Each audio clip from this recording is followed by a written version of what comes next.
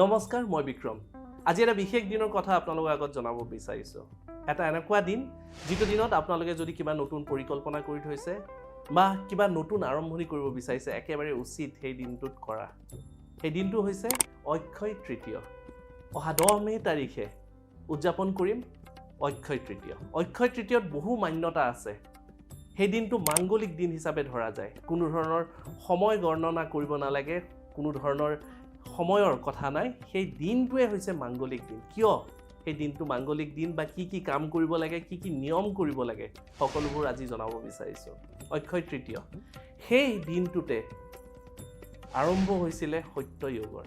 সেই দিনটোতে অন্নৰ সৃষ্টি হৈছিলে। সেই দিনটোতে বদ্ৰীনাথ ধামৰ দুৱাৰ খোলা যায়। সেই দিনটোতে বৃন্দাবনত থকা বাগে বিহাৰীৰ যি মন্দিৰ, শ্ৰীকৃষ্ণৰ যি মন্দিৰ, সেই মন্দিৰত গোটেই বছৰটোৰ ভিতৰত এটা দিন দুৱাৰ মুকলি কৰে চৰণ দৰ্শন কৰিবলৈ, শ্ৰীকৃষ্ণৰ চৰণ দৰ্শন কৰিবলৈ। সেয়েহে এই দিনটোৰ বহুত মান্যতা আছে। আমি যদি এই দিনটোত ভালকৈ কিছুমান কাম কৰোঁ, কিছু নিয়ম কৰোঁ, আমাৰ আহিবলগীয়া বছৰটো আমাৰ বাবে শুভ হৈ পৰিব, আমাৰ বাবে সুখ, সমৃদ্ধি, ধন, ঐশ্বৰ্য, বৈভৱেৰে ভৰি পৰিব। এই দিনটো বিশেষ এইকাৰণে যে চন্দ্ৰ আৰু সূৰ্য ই উত্তম স্থিতিত থাকে, আৰু যেতিয়াই সূৰ্য আৰু চন্দ্ৰ উত্তম স্থিতিত থাকে সেইটো উত্তম দিন হৈ পৰে। সেইদিনা আমি মা শ্ৰী লক্ষ্মীক আমি আৰাধনা কৰিব পাৰোঁ, ধন কুবেৰক আৰাধনা কৰিব পাৰোঁ। আমি সেইদিনাখন বগা ফুলেৰে আমি পূজা অৰ্চনা কৰা দৰকাৰ। ৰাতিপুৱা উঠি শীতল পানীৰে আমি স্নান কৰাটো দৰকাৰ। সন্ধিয়াৰ সময়ত আমি বগা মিঠাই, বগা সাজ পোছাক পৰিধান কৰি সেইদিনাখন আমি পূজা অৰ্চনা কৰিব পাৰোঁ। আৰু যিহেতুকে মান্যতা আছে যে মা লক্ষ্মীৰ পূজা অকলে কৰা নহয়, হয়তো শ্ৰী গণেশৰ লগত কৰা হয়, নাইবা বিষ্ণুজীৰ লগত কৰা হয়। সেয়েহে সেইদিনাখন আমি মা লক্ষ্মীৰ পূজা অৰ্চনাৰ লগতে বিষ্ণুজীৰ পূজা অৰ্চনা আমি কৰিব পাৰোঁ। অক্ষয় তৃতীয় এই বিশেষ দিনটোত আপোনালোকে সোণ ক্ৰয় কৰিব পাৰে। সোণ ক্ৰয় কৰিলে অত্যন্ত শুভ হয়, ধন ঐশ্বৰ্যৰে ভৰি পৰিব গোটেই বছৰটো। যদি কিবা কাৰণত আপোনালোকে যদি সোণ ক্ৰয় কৰিবলৈ অসুবিধা হয়, তেনেহ'লে যিকোনো অলংকাৰত সোণৰ পাৰি চৰাই আনিব পাৰে সেই দিনটোত। লগতে সেই দিনটো যদি আপোনালোকে কিবা প্ৰপাৰ্টি কিনিম বুলি ভাবিছে, কিবা মাটি বাৰী কিনাৰ কথা চলিছে, সেইদিনাখন বাইনা কৰাৰ অতি উত্তম দিন, শুভ দিন। আটাইতকৈ বেছি বিবাহ হোৱাৰ দিন হৈছে অক্ষয় তৃতীয়। সেয়েহে বহু মান্যতা আছে এই বিশেষ দিনটোৰ। এই দিনটোতে যিধৰণে মই কৈ গৈছোঁ যে অন্নৰ সৃষ্টি হৈছিলে, সেয়েহে এই দিনটোত আমি আমাৰ খেতিয়ক বন্ধুসকলক আমি ধন্যবাদ কৰাৰ দিন।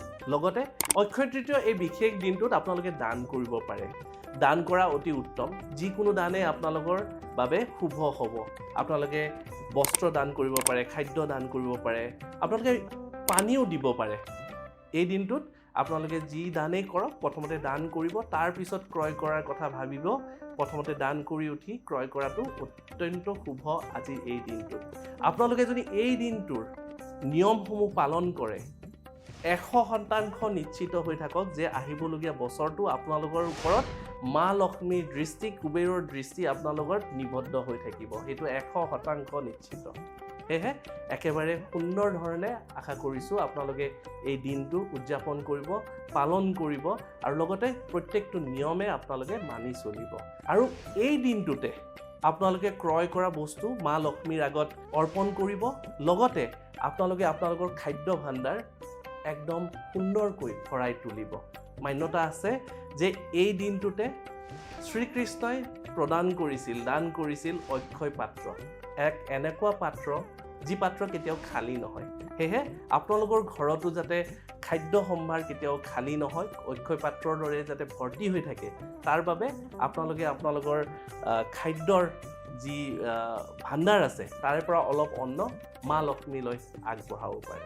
আশা কৰিছোঁ এই দিনটোৰ প্ৰত্যেকটো নিয়মে আপোনালোকে অতি নিয়াৰিকৈ পালন কৰিব, যাতে ঐশ্বৰ্য আহে, আপোনালোকৰ শান্তি আহে, আপোনালোকৰ সুখ আহে, সমৃদ্ধি আহে, তাৰে কামনা কৰিলোঁ। ধন্যবাদ।